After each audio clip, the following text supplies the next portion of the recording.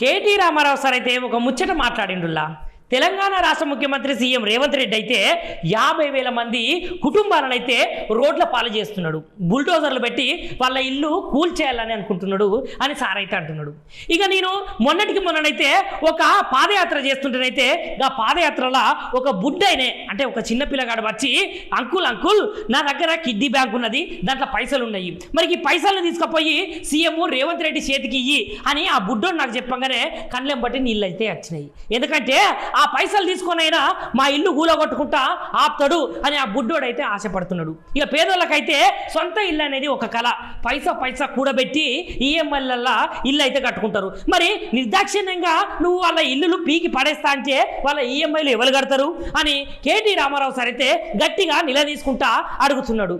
ఏ గరీబోళ్ళ ఇల్లు అయితే నువ్వు గులగొడతా అంటున్నావు, ఏ మధ్యతరగతి ప్రజలకైతే నిద్ర లేకుండా చేస్తున్నావు. ఇలా మా రాజేంద్ర నగర్ నియోజకవర్గంలో 10,000 కుటుంబాలు, ఒకటి కాదు రెండు కాదు 10,000 కుటుంబాలంటే ఎంత, దగ్గర 40,000-50,000 మంది ప్రజలు. అలా ఇలా కంటి మీద కునుకు లేదు. మొన్న మేము పాదయాత్ర చేసినాం ఒక 3-4 కిలోమీటర్లు. ప్రామిస్ చెప్తున్నా, చిన్న పిల్లలు, ఒక చిన్న పిల్లగాడు వచ్చి అంకుల్ నా కిడ్నీ బ్యాంక్ తీసుకో, రేవంత్ రెడ్డికి ఇయ్యు, ఈ పైసలు తీసుకొని జర మా ఇల్లు ఇడిచిపెట్టమను అన్నాడు. నేను ఉత్తరం చెప్తలేను, ఆ పిల్లగాడు వచ్చి నా చేతిలో పెట్టి చెప్పిండు, సారీ అంకుల్ నా కిడ్నీ బ్యాంక్ తీసుకో, ఈ పైసలు రేవంత్ రెడ్డికి ఇయ్యు, మరి ఆయనకు చెప్పు మా ఇల్లు గులగొట్టద్దని చెప్పు అంటుండు. ఒక ఇల్లు అనేది సెంటిమెంటు. జీవితం అంతా కష్టపడి గరీబోళ్ళు, మధ్యతరగతి ప్రజలు పైసా కూడబెట్టి లోన్లు తెచ్చుకొని ఈఎంఐలు కట్టుకుంటా ఇల్లు కట్టుకుంటారు. ఇవాళ వాళ్ళందరినీ నేను ఎత్తవతల వాడేస్తా, మీరు ఏంటిది ఏమనుకుంటారు, నేనే రాజు నేనే మంత్రి అని అంటే ఎవడు కడతాడు ఈఎంఐలు?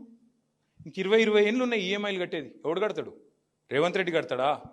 తర్వాత వచ్చే ఎవడు కట్టాలి? అంటే ఇంత అన్యాయంగా, ఇంత నిర్దాక్షిణ్యంగా, దయ లేకుండా, ఇంత హీనాతిహీనంగా ఒక ముఖ్యమంత్రి, ఒక ప్రభుత్వం వ్యవహారం చేయవచ్చునా?